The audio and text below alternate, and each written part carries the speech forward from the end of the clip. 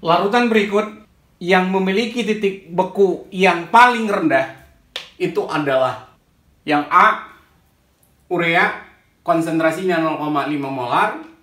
Yang B adalah NaCl, konsentrasinya 0,03. Yang berikutnya adalah BaCl2, konsentrasinya adalah 0,03. Yang keempat adalah aluminium klorida, konsentrasinya 0,02 molar. Dan yang kelima adalah besi 3 sulfat dengan konsentrasi 0,02 molar. Apa yang kita lihat di sini? Tentu ini adalah titik bekunya. Ya. Seperti yang kita tahu bahwa penurunan titik beku delta TF itu adalah sama dengan M kali Kf. Ini adalah untuk yang zat non-elektrolit. Bagaimana halnya dengan yang elektrolit? Nah, kita tinggal tambahkan I di depan. Dimana seperti yang kita tahu bahwa I itu adalah faktor Van Hoff. Sama dengan 1 tambah N dikurang 1 dikali dengan alfa. Dalam arti kata di sini yang berpengaruh itu adalah N-nya untuk zat elektrolit.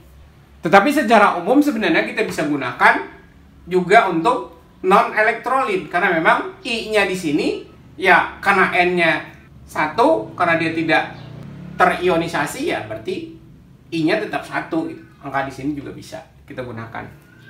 Artinya rumus ini adalah rumus yang umum, bisa untuk elektrolit dan bisa non-elektrolit. Sekarang kita lihat yang pertama. Ketika kita harus membandingkan titik bekunya, kalau ini kan penurunannya, ya. Berarti nanti manakah penurunan yang lebih besar, itulah titik bekunya yang paling rendah. Sekali lagi, kita akan cari manakah yang penurunannya yang lebih besar, dan itulah yang merupakan titik beku yang paling rendah. Molalitas. Diasumsikan di sini bahwa untuk larutan yang encer, maka molalitas dan molaritas dianggap sama. Maka kita akan lihat satu persatu harganya. Tentu kalau di sini deltanya sama dengan I, karena di sini adalah non-elektrolit, ya berarti ini adalah sama aja dengan konsentrasinya 0,5 kali Kf. Semua kan ada Kf-nya, ya. Yang berikutnya NaCl. NaCl tentu N-nya adalah 2. Kalau mau kita jelaskan kenapa 2? NaCl tentu adalah NaCl terurai menjadi Na plus dan Cl min. Berarti N-nya nanti adalah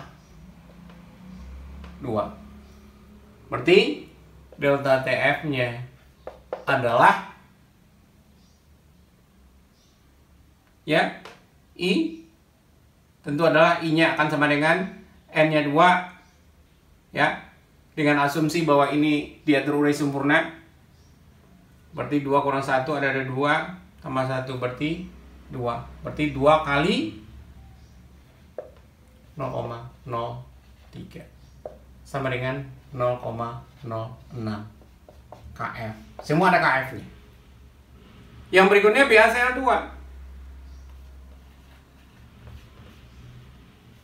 Tentu ini terurai menjadi Ba2 plus tambah Cl min. Nah, Cl min-nya tentu adalah 2, sehingga N-nya di sini adalah 3. Tentu delta TF-nya akan menjadi, karena N-nya adalah 3, berarti 3 kali 0,03 sama dengan 0,09 Kf. Yang berikutnya AlCl3. HlCl3 tentu terurai menjadi Al3+ tambah Cl-. Jumlahnya juga ada 3.